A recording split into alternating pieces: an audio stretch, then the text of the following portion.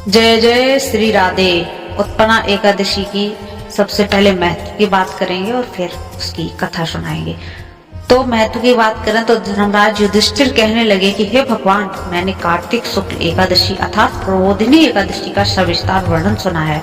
अब आप कृपा करके मुझे मार्गशीर्ष माह के कृष्ण पक्ष की एकादशी के विषय में भी बताइए। एक एकादशी का इसका क्या नाम है और किस व्रत का विधान है, इसकी विधि क्या है, इसका व्रत करने से कौन से फल की प्राप्ति होती है, सभी आप विधान पूर्वक बताइए। तो भगवान श्री कृष्ण बोले, मार्गशीर्ष माह के कृष्ण पक्ष में आने वाली इस एकादशी को उत्पन्ना एकादशी कहते हैं। यह व्रत शंखोद्यार तीर्थ में स्नान करके भगवान के दर्शन करने से जो फल प्राप्त होता है उसके बराबर पुण्य मिलता है।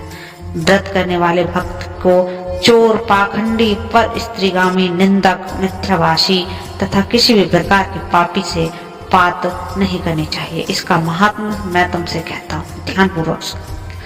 अब आप सुनो उत्पन्ना एकादशी की व्रत कथा। तो युधिष्ठिर कहने लगे कि हे भगवान, आपने हजारों यज्ञ और लाख गोदान को भी एकादशी व्रत के बराबर नहीं बताया, तो सब तिथियों से उत्तम कैसे हुई, बताइए। भगवान कहने लगे, हे युधिष्ठिर, सतयुग में मुर नाम का दैत्य उत्पन्न हुआ। वह बड़ा बलवान और भयानक था। उस प्रचंड दैत्य ने इंद्र, आदित्य, वसु, वायु, अग्नि आदि सभी देवताओं को पराजित करके भगा दिया। तब इंद्र सहित सभी देवता भयभीत होकर भगवान शिव से सारा वृतांत कह बोला और कहा, कैलाशपति, मुर दैत्य से भयभीत होकर सब देवता मृत्यु लोक में फिर रहे।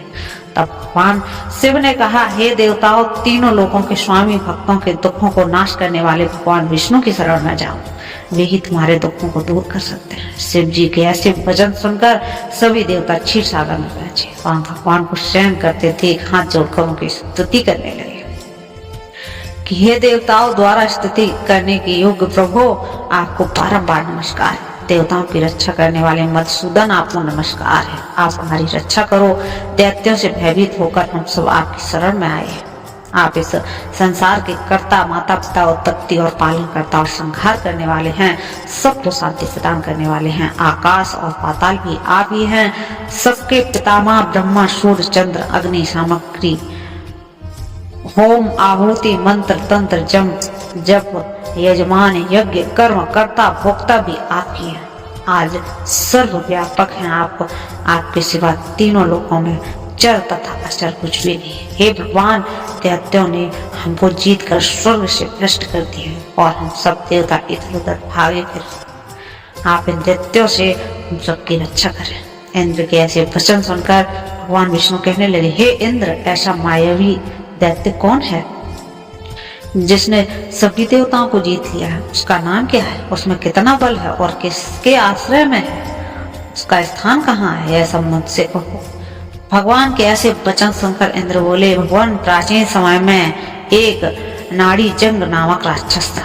उसके महापराक्रमी और लोक विख्यात मुर नाम का एक हुआ। उसकी चंद्रावती नाम की नगरी है। उसी ने सब देवताओं को स्वर्ग से निकालकर वहां अपना अधिकार कर लिया है। उसने इंद्र, अग्नि, वरुण, यम, वायु, ईश, चंद्रमा, नेत्र आदि सबके स्थान पर अधिकार कर लिया है। सूर्य बनकर स्वयं ही प्रकाश करता है, स्वयं ही मेघ बन बैठा है और सबसे अजय है कि असुर निकंदन, उस दुष्ट को मारकर देवताओं को अज्ञेय बनाइए। यह वचन सुनकर भगवान ने कहा, हे देवताओं, मैं शीघ्र ही तुम्हारी समस्या का समाधान करूंगा और उसका संहार करूंगा। तुम चंद्रावती नगरी जाओ। इस प्रकार कहकर भगवान सहित सभी देवताओं ने चंद्रावती नगरी की ओर प्रस्थान किया।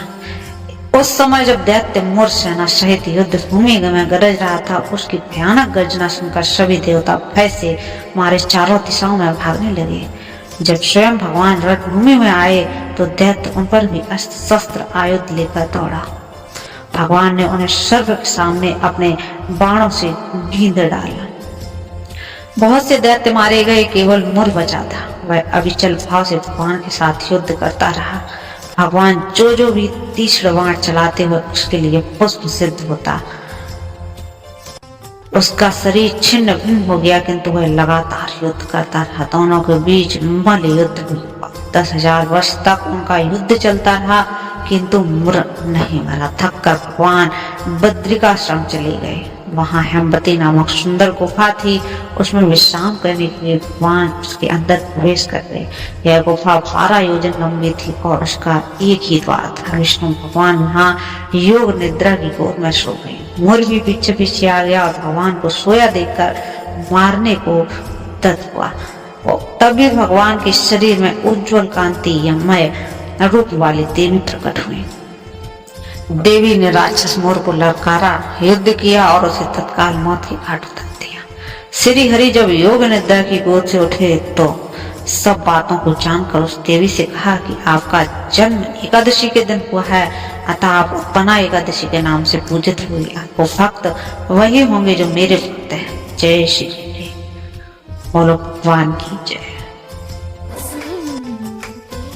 तो जो भी लोग व्रत रखते हैं उत्पन्ना एकादशी वो कथा अवश्य सुने और उसका फल प्राप्त करें।